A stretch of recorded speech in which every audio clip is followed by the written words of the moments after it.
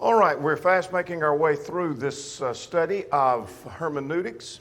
Coming close to the end. This is lesson number 15 out of 17, so we've got two more after this one to go. And so the last couple of reminders here about this challenge, Bible study challenge of reading 1st, 2nd, and 3rd John through maybe 50 times by the end of April. If you hadn't started that, you're going to get a little tight getting that done. But anyway, the purpose behind that, and we'll say more in the very last study, and I hope you already know this, is to train us more toward, in Bible study, whatever text you're studying, is read and read and read and read and read the text. Before you do anything else, before you look at commentaries, before you look at words, read the text. Get familiar with the text.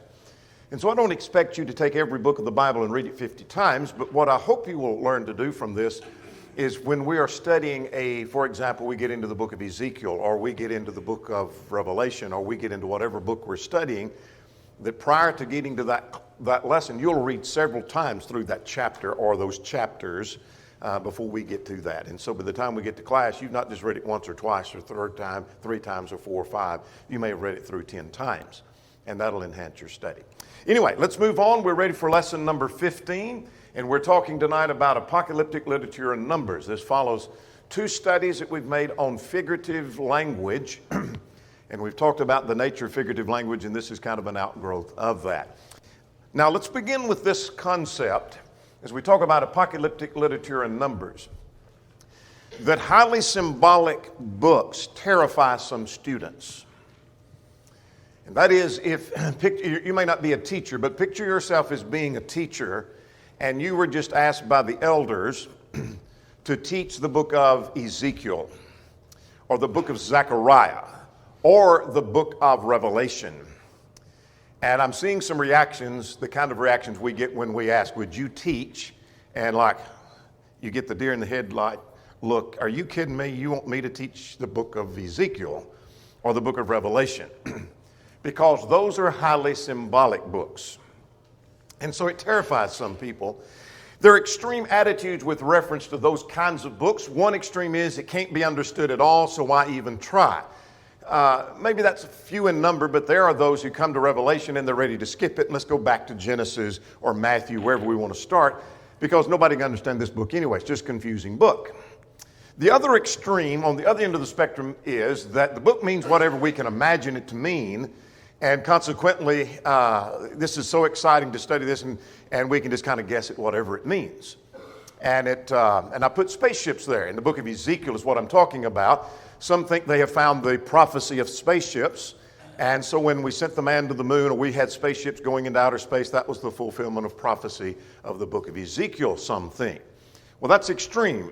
Somewhere in the middle between those is how you approach apocalyptic literature. We'll suggest false doctrine reigns from the misunderstanding of such books as Revelation. If we have no clue what Revelation is about, then we're going to come up with some of the premillennial concepts. And so much of the doctrine of premillennialism, which 80% of our religious friends believe, comes from because they don't understand what Revelation is about. They literalize so much of that which is figurative language. So here's where we're going to go tonight. We're going to look at 2 things, apocalyptic literature, and we're going to look at numbers. What is the significance of like the number 3, or the number 4, or the number 10, or the number 7, or the number 144, 144,000, for example? Is there any significance to those? And we'll see what that is. So let's talk about several things about apocalyptic literature. What is apocalyptic literature?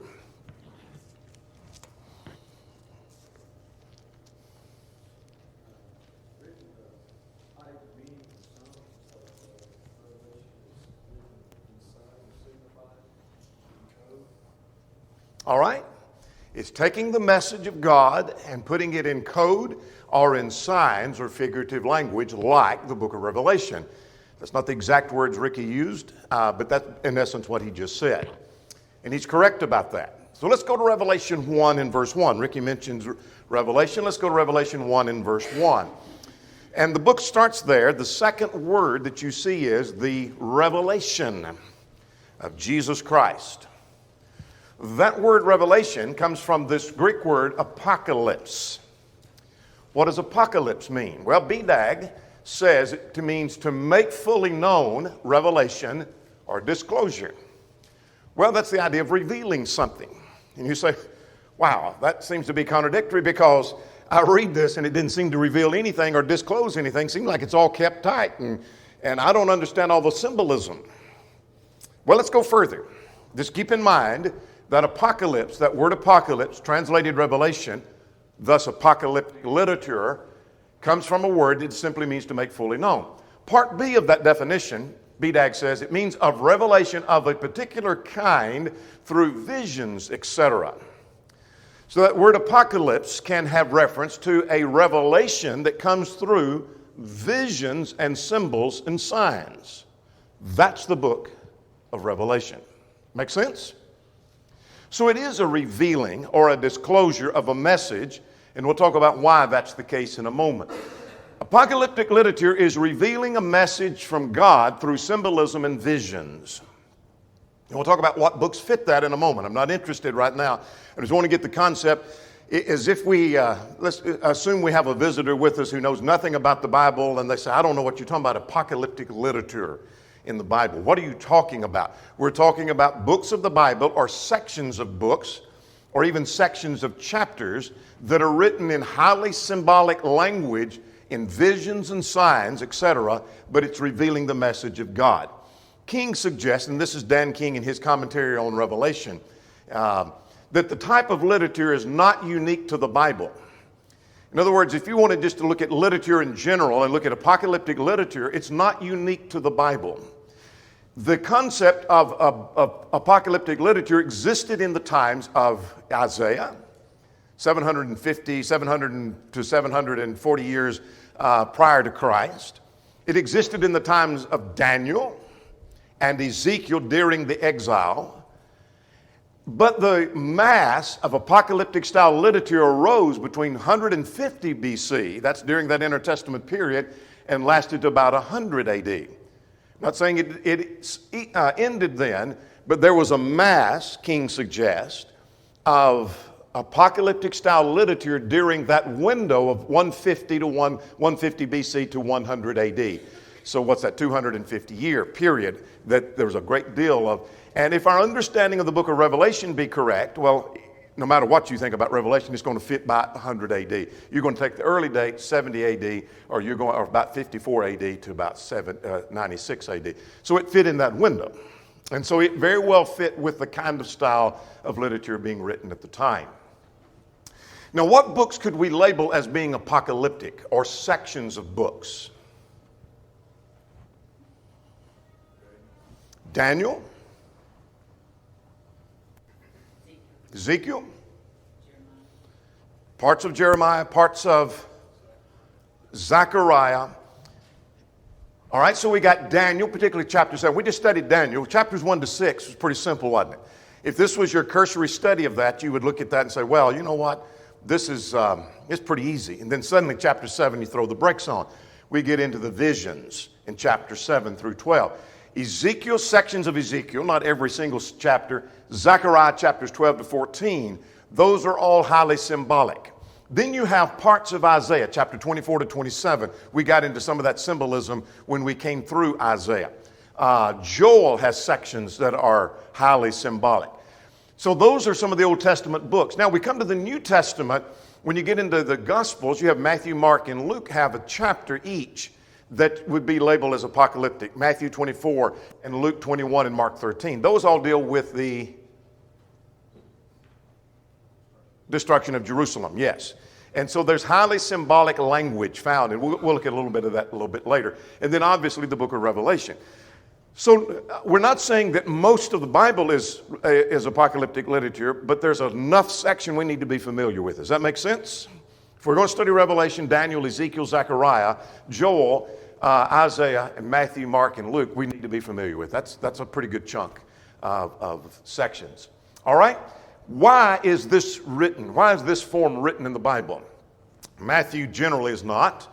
The book of Genesis is not. The book of Exodus is not. And we can name every other book other than those mentioned. It's not apocalyptic. So why write these books? Why did the Bible use that form? You hear some people say that, for example,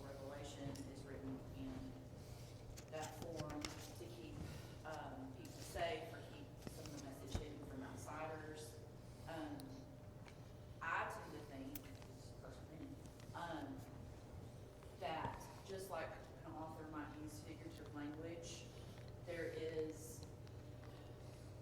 there's something more that you just can't get from just stating something, this is this. There is something more by creating that vision. I don't know, maybe it even touches a different part of our brain, but there's something different with that. All right, let's look at some reasons.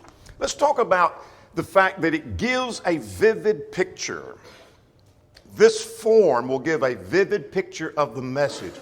Quite often, and we'll see more of the background of this in a moment, gives a picture of conflict and victory. Almost all of the apocalyptic sections, I say almost all in case there is an exception, but almost all of these are in the context of a conflict. And it gives a vivid picture of the conflict and the victory that's hard to dismiss. Rather than just saying we're in conflict, there is going to be victory, this creates a vivid picture of that. That's one thing that is suggested. Secondly, the dramatic effect. There is a dramatic effect that is involved. For example, nations being pictured as wild animals is a dramatic picture of the nation, the 4 nations that are mentioned in Daniel 7, without rehearsing all that. And so that is dramatic versus just saying this nation, this nation, this nation, and this nation is going to rise. It's pictured as these wild animals. Here's another picture. The upheaval of nations, I said we'd come to Matthew 24, is pictured as the sun turning dark. That's obviously not literal. The sun did not turn dark, and the moon did not refuse to shine. But it's an upheaval of nations and an overthrow of nations that is so significant that it's like God turned the lights out. Does that make sense? It's like the sun didn't shine and the moon didn't shine. And so that's a dramatic effect. Instead of just saying God's going to overthrow the nation, God's going to overthrow the Jewish nation and it's going to fall and crumble. Okay, God's going to do that. God's going to turn their lights out. God's going to make it where the sun doesn't shine and the moon and the stars don't shine. That's dramatic. All right? In the New Testament, well, now that's not part of that, those principles that we talked about 1 and 2 are true in the Old Testament apocalyptic sections. But when we come to the New Testament, it gives the reader of a reminder of the Old Testament parallel by borrowing similar imagery. How does that work?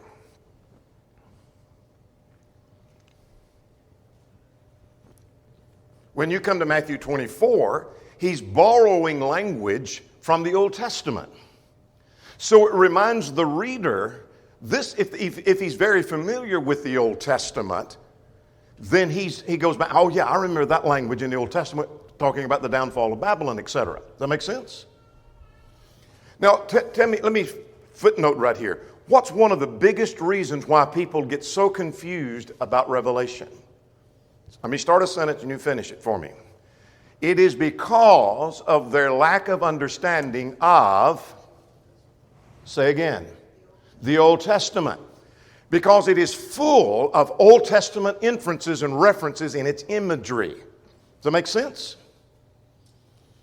And so you look at that and you say, this doesn't make sense to me. And then suddenly you think, you begin to read, maybe you check your commentary and it references back over here to Daniel, or maybe it's to Ezekiel, or maybe some other Isaiah 13 or whatever, and you think, now that makes sense. See, the more we know about the Old Testament, the better we understand Revelation. Before we get to Revelation, it would be helpful, and I don't know if it's still in print, but you can find one out of print somewhere. I mean, that's still circulating somewhere. Farrell Jenkins' book, the book of the Old Testament in the book of Revelation, where the whole book is about how that it is. He deals in the book of Revelation. He quotes and quotes and quotes and quotes and references the Old Testament. It's an excellent book. You might look at that. All right, number 4, the message is protected. And what I mean by that, you protect the writer and the recipient. That's not the only purpose, but part of that's done. Here's what we mean by that. It's easy to instruct and encourage God's people without playing into the hand of the enemy. Almost all of the apocalyptic sections are in the context of conflict. So how do we get the message to the people of God without the enemy intercepting that message and maybe making it harder on the people of God? Like Revelation, for example, under Nero or Domitian, whoever that may be, who is the emperor. Well, they can do that. The danger to the writer and the recipient is going to be increased if it's understood. Haley called this prudent and brilliant. on the part of God. This was very prudent. He gets the message through without them seeing it. So part of the purpose is to conceal and at the same time reveal. How can you conceal and reveal at the same time? Well, it's much like parables. Jesus said the parables concealed and revealed at the same time. Remember that? Matthew 13. How could the parables reveal and conceal at the same time?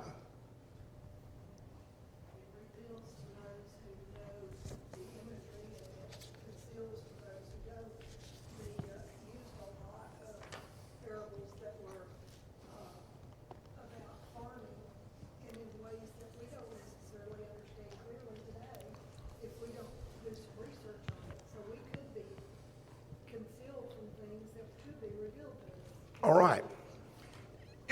And that's true. The idea is, like some of the parables, if you really don't want to know what the Lord is saying, you read and you say, this don't make sense. Jesus talked about a man sowing and throwing some seed on the ground, and some of it grew and some of it didn't. I don't know what he's talking about.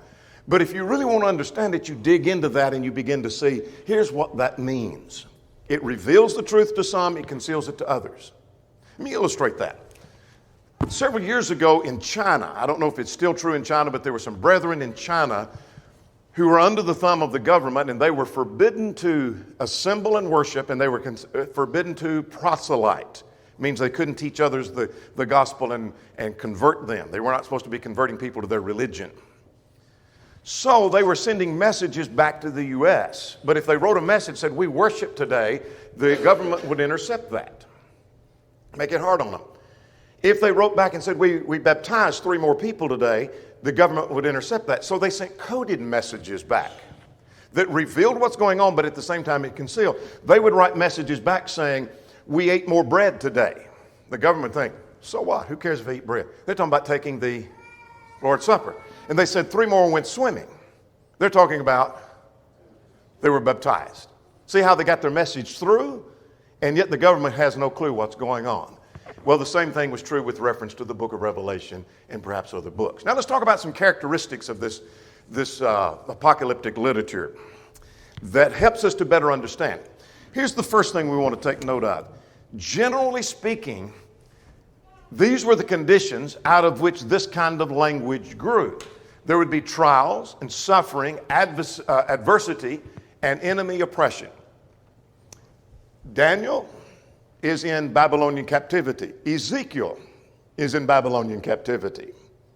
Matthew, chapters 24 and the parallel accounts are all with the destruction of Jerusalem, the enemy force coming in. Revelation, there's the persecution from Rome. So almost all of these grew out of that circumstance, number one. Well, that pictures then the present suffering in contrast to the future victory. And so you say, what is Revelation all about? If I get the picture when I get through, here's the present distress and there's future victory, I got the picture. That's what it was supposed to say. Same thing with Daniel, same thing with Ezekiel.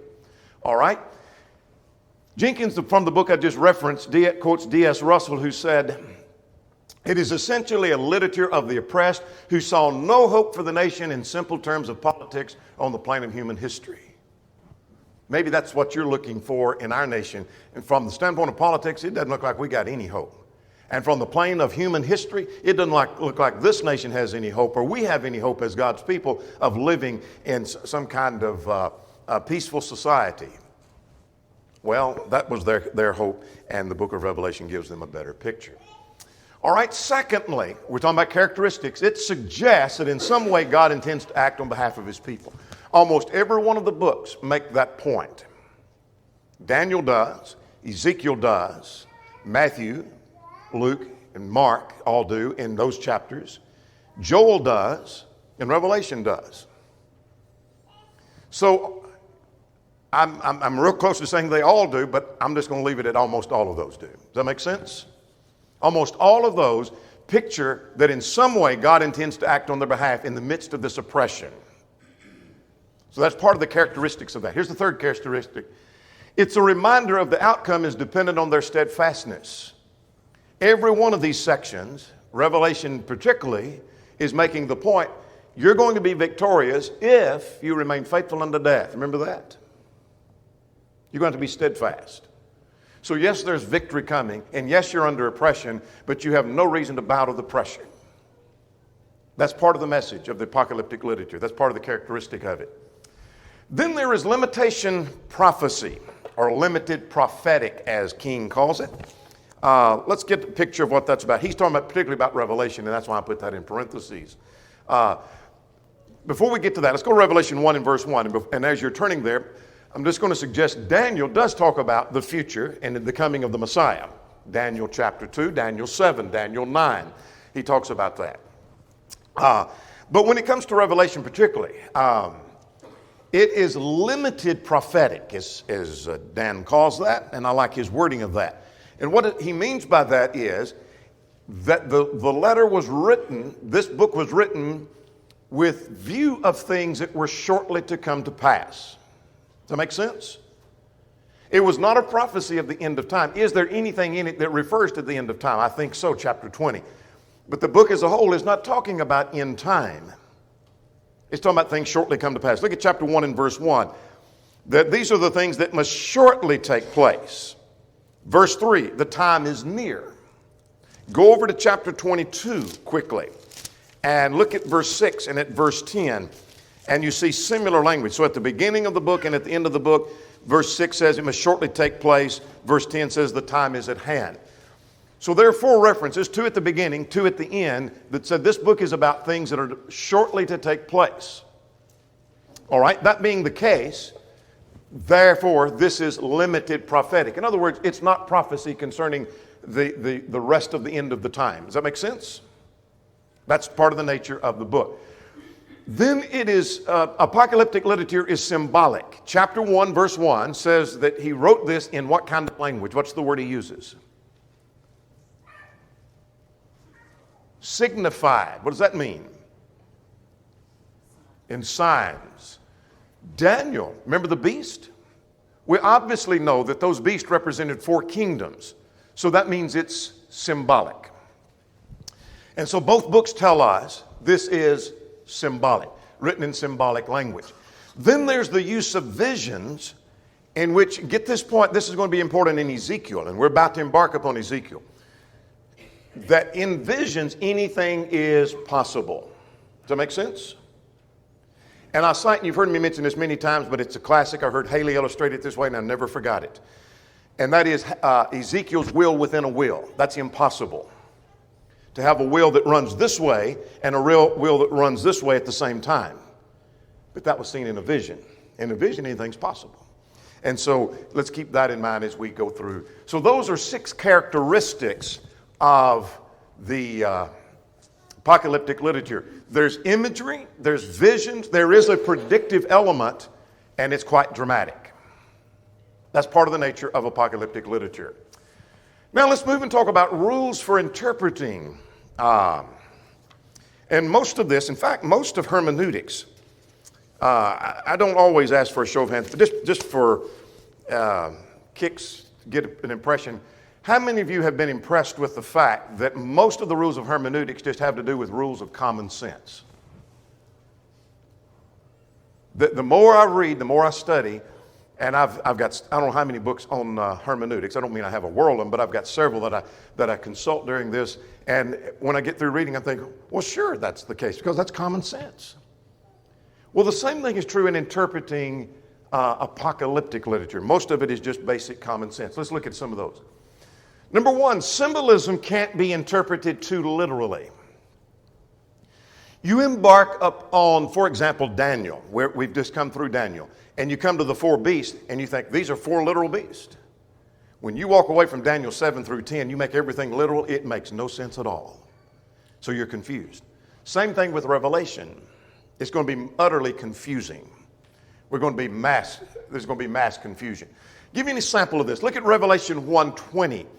There were 7 stars, and the writer tells us the 7 stars stand for 7 angels or 7 messengers of the 7 churches. All right? He mentions 7 lampstands, and he tells us himself the lampstands stand for the churches. So what he's just done is he showed us how figurative language works. I saw the 7 stars, and here's what that represented. I saw the 7 lampstands, here's what that represented. He gave us a sampling. This is how this book works. Pay attention. That's what he's saying to us. All right, symbolism means that we can't interpret it too literal. Chapter 12 talks about a dragon. It's not a literal dragon, but he refers to the devil as a dragon. He tells us it's the devil. Chapter 12 and in verse 9. There's the bowl of incense, and he tells us himself in chapter 5, the bowl of incense refers to the prayers of the saints. Just as the incense is a fragrant odor, then here the prayers of the saints is a fragrant odor coming before God. So he's telling us, here's a hint how this all works. Chapter 17 of Revelation, the horns represented kings. Not that the kings had horns, but that the 10 horns represented 10 kings. So he's giving us a hint of how symbolism works. Here's a second thing. Number one, does that number one rule make sense? You can't be too literal in interpreting symbolism. Number two, we need to put it in a historical setting, and when we do, the imagery makes better sense. All right, let me suggest to you that it's not left to wild guesses. If you're going to approach Revelation, Daniel, Zechariah, and you say, here is 10 horns, for example, I'm going to guess that means just hush, because your guessing is not going to work. It's not left to wild guesses. So that means it's not impossible to understand. Now, is there some conjecture at times? Sure there is. But it's not left to wild guesses. Let me give you the illustration. I borrowed this from King in his book on Revelation. I thought it was a classic. That he suggested, and he borrowed this actually from someone else. Let's suppose there was a political cartoon that appeared in the newspaper in 1989. What's that, 34 years ago? Am I right on my math? 34 years ago. So some of you were not even born then. All right? The cartoon has a large bear extending an olive branch in his paw to a bald eagle. And maybe there's no caption. It's a cartoon drawing. Here is a bear extending an olive branch to the bald eagle. Now let's fast forward. We're at 34 years. Let's fast forward, and we're 134 years from that. That may make no sense. What on earth is that about? What on earth is that about? Out of context, that seems mysterious and even confusing, doesn't it? What on earth is that about?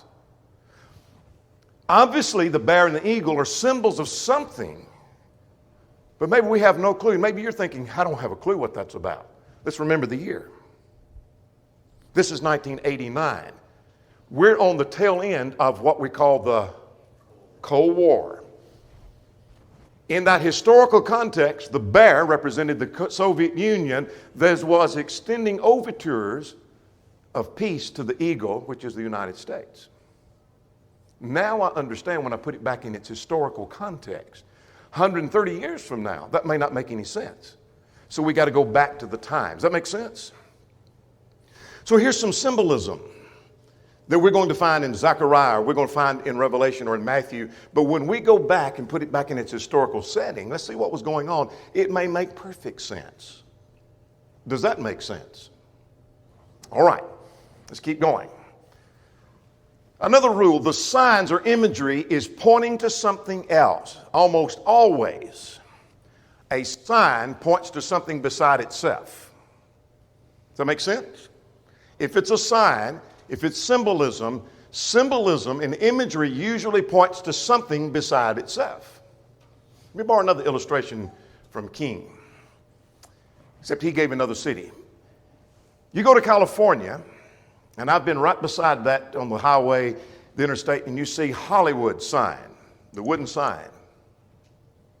You say, I've always wanted to go to Hollywood. I've heard about the glamour of Hollywood and all the stars that live in Hollywood. You would be very foolish to go to that sign and walk up to the sign, the wooden letters, and say, this is Hollywood. I don't see any stars around here. I don't see any glamour. I just see a bunch of white painted woods on sticks. But wait a minute. That's not Hollywood. All that is a sign that points to something else. Does that make sense? That's not Hollywood. So here is a sign that maybe it's 7 stars. It's not 7 stars. 7 stars are pointing to something else. Chapter 1, verse 20 of Revelation. All right, number 4, realize that none of the books were to us or about our age. That's an important rule. What does that mean?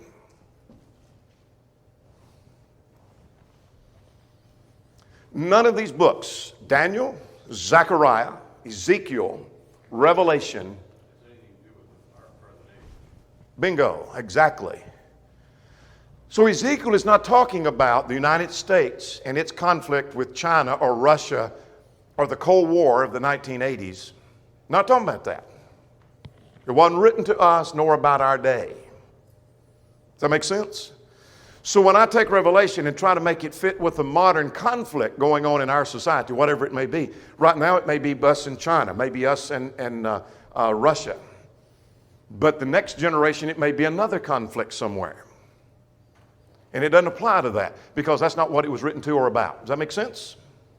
All right. Number 5, look for the big picture. Apocalyptic material is not detailed reporting. In other words, we get to Revelation, what's the point of this scene, like the throne scene of chapter 4? In my mind, that's the pinnacle of the book. What is that throne scene? The scroll scene of chapter 5. What's the point? Versus every single detail, what does that mean? Much like we interpret parables. You don't take every little detail and I think I'm going to make this mean this and this mean that. It is not detailed reporting. It is a general thrust of a message. And that's how at least I'm going to teach the Revelation when we get there. That's how I taught Daniel. That's how I teach Ezekiel. That's how I teach all these books. Make sense? Questions? I think of it like a painting. If you've ever seen like a impressionist art piece from the wall all the way up to it, all you can see is like the brush strokes individually. You have to stand back from it to get the overall vision or what the piece is about. And I think sometimes we get stuck on trying to interpret every little piece of the vision instead of standing back and, okay, what is the message? What's the overall message? Good point. Good point. All right. Questions or comments? Here's a warning. It's very easy to let apocalyptic literature become the foundation of fallacious interpretations. I don't know of a Bible doctrine, a true Bible doctrine, that has to be built on some kind of strange interpretation of some imagery.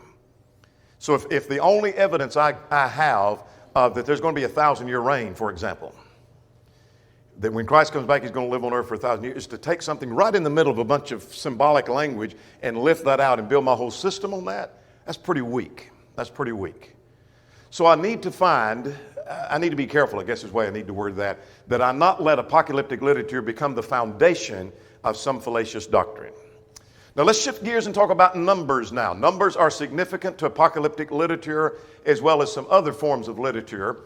And let's talk about a general rule, first of all.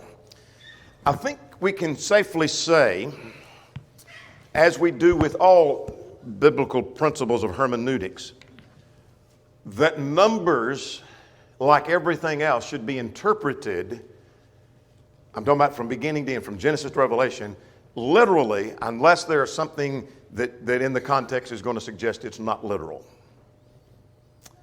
So, for example, we will come, and we've dealt with this before, and I don't have time tonight to deal with it, like the ages that are mentioned in Genesis 5 or the number of days in Genesis 1. There's no reason at all that we take that other than what it actually says, that there were 6 days or that they lived a certain number of years, whatever those number of years were, in Genesis 5. But there are sections in apocalyptic literature primarily where numbers are symbolic, because this is written in highly symbolic language. And numbers have a significance. Now, let me give this provision here. Some of this about numbers is conjecture. And I'll leave that to you to see which, and I'll try to tell you when I think there is conjecture, because there's not 100% agreement on some numbers. But let's start with some of these. It's generally agreed that the number 1 is a unity number. God is one, Deuteronomy 6. Husband and wife are one flesh, they're united. That's obviously unity. We are often said to be one, that they may be one as we are one. It stands for unity. That doesn't mean every time it says one that it is that you take the word unity and put there, but it gives emphasis to unity. That's the point. All right, that one's pretty simple. There's a little discrepancy on the number 2. It's not a big number that's used. I don't mean number of big and how many is involved, but I mean it's not used a lot. That's what I'm saying. But some suggest it has reference to strength, that 2 are better than 1, that 2 have, if 2 are fighting with another, that he cannot overcome them, Ecclesiastes 4:12. So that represents seemingly strength. Others suggest that it represents division, that you no longer are 1, but you're 2. And so maybe that's the case. I'll leave that one. There is some conjecture there. So we're going to leave 2 alone. 3 is thought to be the divine number, because there's the Father, Son, and the Holy Spirit. Almost everyone who comments on numbers will come back to this one and say it is a divine number because of the Trinity. And I'll leave that to you. You say, that's not my conclusion. Then don't conclude that. We don't make a big case about number 3 either. Now, the number 4 is thought to be a reference to nature or creation of the world. And there's a couple reasons for that. The 4 beasts there's 4 beasts, not 5, not 6, not 7, not 3. There's 4 beasts, which represented various kingdoms. Then there's the 4 corners of the earth. There's the east, northeast, south, and west, etc. So that's generally thought to be a world number, a reference to the world, or a number with reference to things to do with the world. Now 5, we come across 5 once in a while, and we'll save comments about when we'll find that. But it seems to be a short, indefinite period because it's half of 10. And you need to know what 10 means before we come back, and we'll come back to 5 in a moment. Now 6 is a significant number. And it is the number of man in contrast to the number for God. But it's a number for failure. And it is short of 7. It falls short of 7. Now let's go ahead and get 7, and I'll come back to 6. We all recognize 7 is completeness. How often do you forgive them until 7 times? Well, that's not literally, and then 70 times 7. That's not a literal number, obviously, but it has reference to completion. Generally, we understand 7. There are 7 churches of Asia, etc. We find several times 7 is found through the scriptures. We all recognize that generally is complete. Well, if 6 is short of that, then there's failure. I'm convinced the number, as Haley interprets that, in his work on Revelation, 666, the number 666, the number of the beast, it's failure, failure, failure. He falls short of 7. That Satan ultimately fails. That's the point of the book of Revelation, by the way. Satan ultimately fails, and God is victorious. The number 10 is thought to be power or world power, or at times it can have reference to completeness. There was the 10 horns representing 10 kings.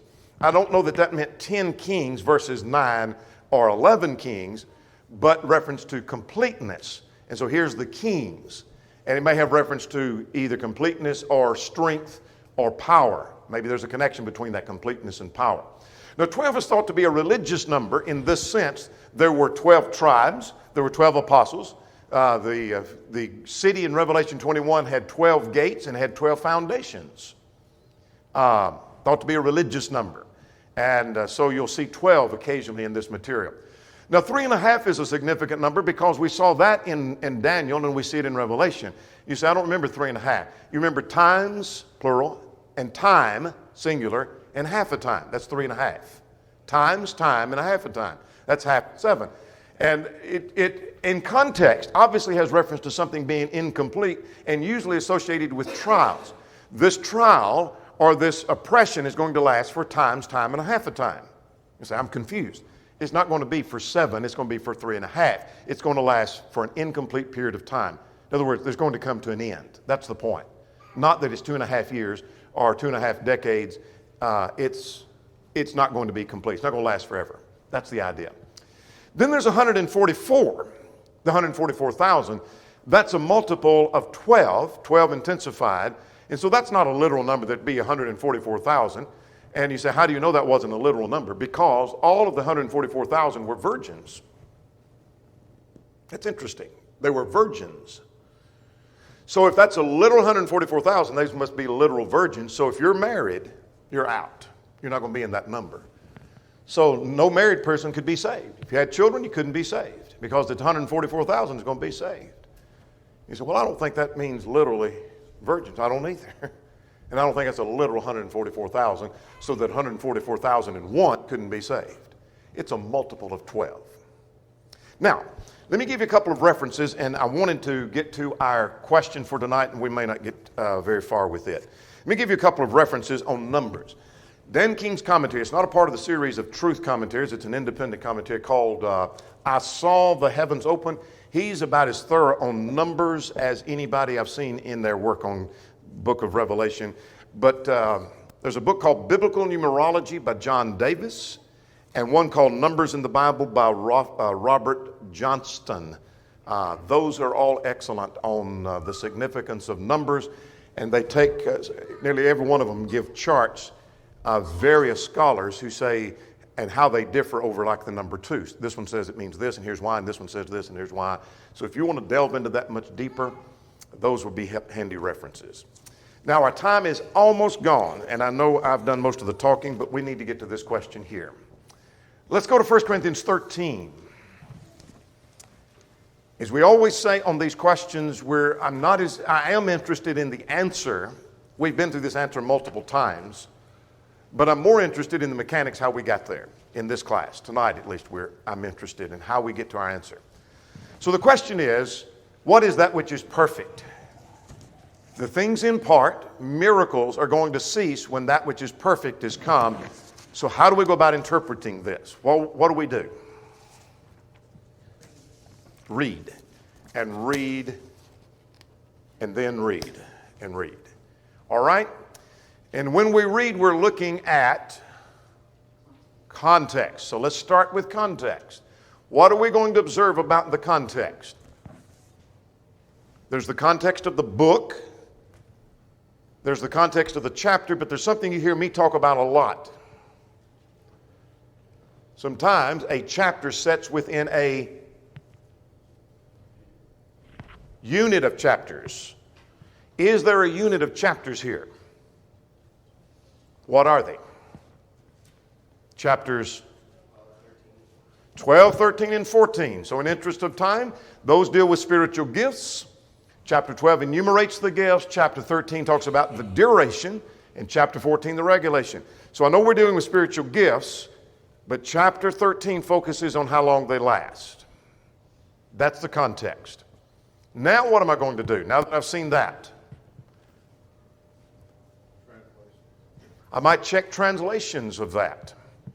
Anybody check a translation that helped you?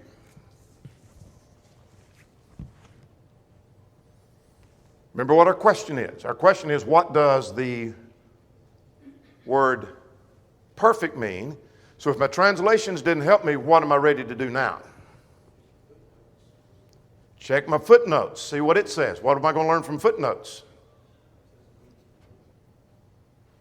It says what?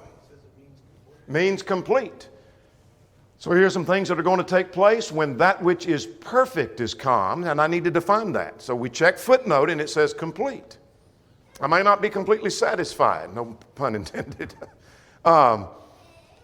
So I want to do something else with that word. What am I going to do with it?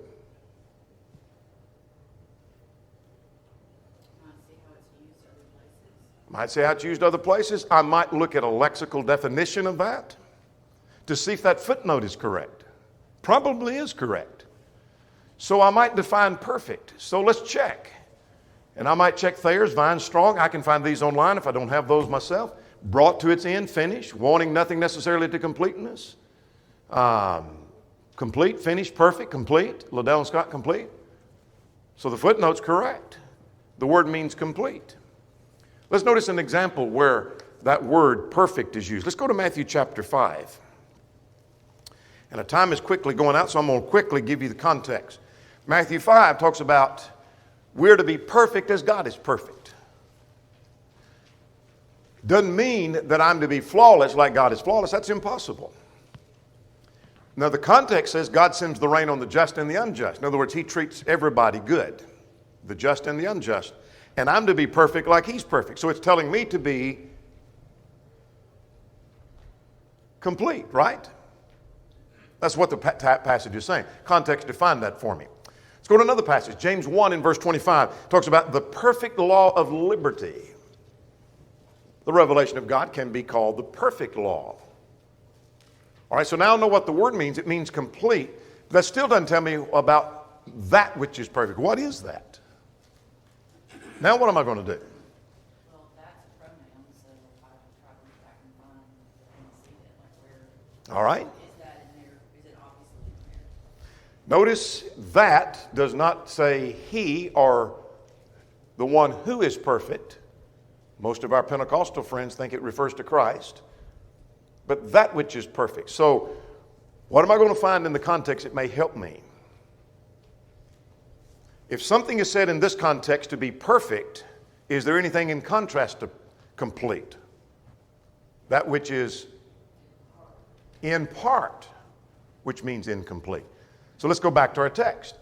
Is there anything in part mentioned in the text? All right, knowledge and prophecy. Let's go back to our text. There's knowledge at verse 9. There's prophecy, verse 9. That refers to what? Yeah, God's revelation, the spiritual gifts. But in knowledge and prophecy, this is the revelation of God. So here is something incomplete. Now, the word perfect means complete. So that's just the counterpart of that, is it not? So if that which is in part refers to the revelation, that which is perfect or complete must refer to God's revelation. Does that make sense? Now, where did I learn that? I may have picked that up from a commentary. Our friend may have told me. But where did we learn that? From the context, didn't we? We learned that from the context. All right?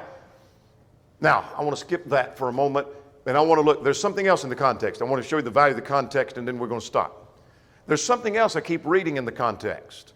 And there's a couple of illustrations that back that up. What are the illustrations given in the context? Yeah. Contrasting the child to the grown man. When I was a child, I thought as a child, understood as a child, etc. Remember that? But when I became a man, the man that's full grown is the same one that was a child. There's the incomplete revelation, the complete revelation. It didn't change. See that? There's another illustration. Now we see through a mirror or glass darkly, but then face to face. Talking about looking in a first century mirror. First century mirrors were not clear like ours. That's another historical thing. If I understand what a first century mirror was, it's like looking in the fender of a car. You can see an image, but you can't see it clearly. So here's something that you see. The same person you're seeing unclear there, you're seeing clearly over here.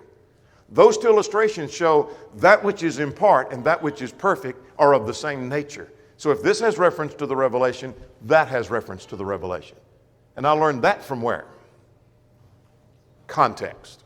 Context. Does that make sense? All right. Next time we're going to talk about Hebrews and things we learned from the book of Hebrews.